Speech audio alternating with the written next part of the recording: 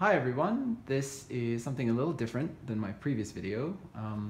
Something new that I'm trying out. I wanted to share something with you guys that I've been working on, and it's this. It's a massive Lego model that I've been doing for a competition, and it is inspired by the Star Wars Millennium Falcon style of ship.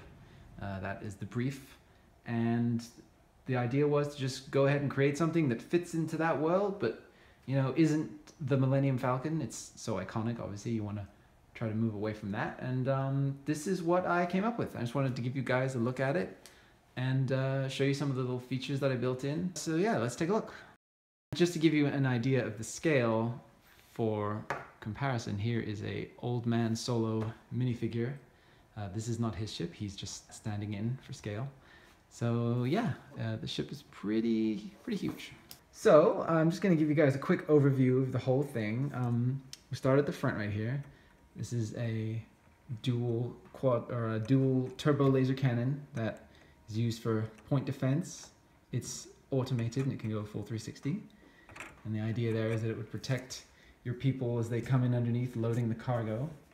And then moving back down the ship, got all these nice little pipes and details, but this would be your kind of area where you can access, do some maintenance if you need to.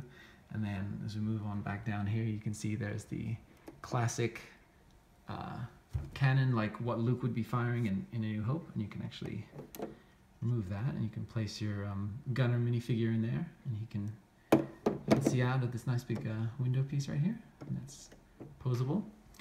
And then back here we have a lot of the kind of engine detailing. That the ship gets more details as we go back, and then these would be the vents to release some of the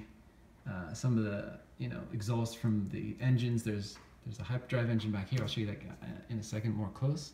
And then here, these are additional engines that the captain has installed to give the ship a little extra boost of power when it's in the atmosphere. And then this is the cockpit area right here, where it can seat 4 different minifigures. A lot of times in Lego ships, they tend to squeeze it down and let you only put 1, but I wanted to make sure that there's ample space in there. So you just lift this little flap, and you can open that up and access in there. You just actually you can take this whole thing off. Just attach a couple of studs. And you can see down in there's ample room for your figs, like I said. And the whole thing is open on the inside, and so you can get, I can actually remove this whole top section, you can see some of the little light in there. And yeah, I can see it's pretty expansive on the inside as well. These flaps right here can open up for easy access to your little kind of cargo storage areas in there. And then this right here would be a kind of console area where your guys would be working. I'm not really sure what those were supposed to do in the movie, but they always had them. Han Solo was always pushing some kind of button. So in this side over here we have the mandatory table for playing Dejarik, the hollow chess game that they like to play in Star Wars. And then this area right here is for accessing down into your simulated escape pods. Those are just indicated here, but in universe those would allow you to escape in a situation. And then down here we've got a couple of bunks, which characters can use to take turns. There's only 2. There are 4 seats, but I guess they'll have to take shifts. And then this kind of represents a elevator that would lower you down into the cargo bay, which is below. And then back here you can see you can remove this whole panel and get a look at the hyperdrive engines. And that whole thing is fully detailed up just to give this ship a sense of believability. These would be fuel tanks that go into these engines right here.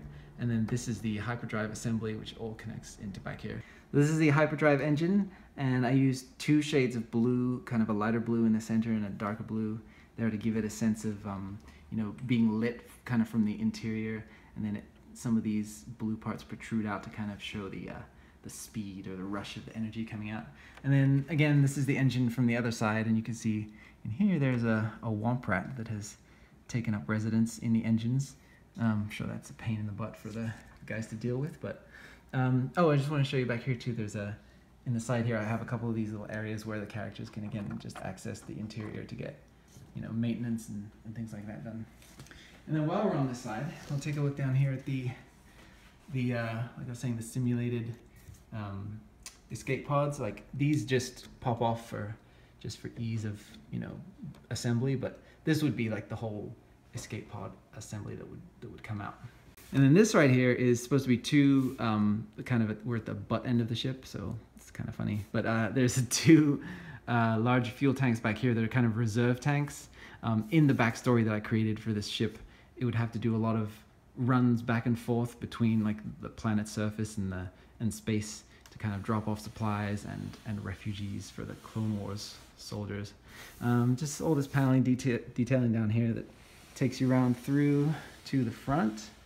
And here under the large kind of mandible, we have this landing ramp, which that can be used for your figures to get kind of direct access up into the ship. This is hollow and it does go around, but it doesn't actually connect up into the top deck. That's just simulated. But that would be the idea there, is that would be kind of in the Falcon that was kind of back here, but I decided to put it up under this large arm, which kind of provides like a natural cover for the people that are entering and exiting, you know, from the elements and from potentially from attack up above. And then we move around here and we have the cargo bay, which is, takes a couple fingers to get it open, but it's hard to see in there right now. It's pretty dark, but this goes the entire length back of the ship, so you can really fit a lot of cargo in there. I mean, this is a cargo ship after all. I just have a couple of crates and things loaded up right now just to show that that's what that's for. But yeah, the other side's pretty much the same, just no loading ramp. But right here in the front, we have this large sensor dish, kind of like the one that got knocked off of the Millennium Falcon in Return of the Jedi, and now it's square in the new movies. It can move left to right, 180 degrees. It can be rotated, it can be face down or up. So there's pretty good range of motion on it. And yeah, that just allows them to kind of get a sense of what's going on, you know, in space. So that about wraps up my look at the ship, and I had a really good time building it. It took about a month to do overall, working on it just kind of an hour or two a day. And yeah, it was a really fun competition. I'm really hoping that I win. The prize is a Millennium Falcon, the new Ultimate Collector Series edition, which is exorbitantly expensive and definitely out of my price range, so that's why I'm doing this instead. Yeah, if you want to help out, if you like the model, you can take a look at the entry page, which will be linked in the description below, and you can leave a like, leave a comment, let the judges know what you thought of the ship, and yeah, and of course any other entries that you like while you're there, let them know that you like those too. Thanks very much. I know this was a little different than the stuff I've been uploading on my channel. Hopefully there'll be more of this kind of thing to come. I've actually wanted to do a Lego dedicated YouTube channel for a long time, and who knows, maybe this will be the start of that. So thanks for watching, and yeah, I'll talk to you guys again soon. Bye.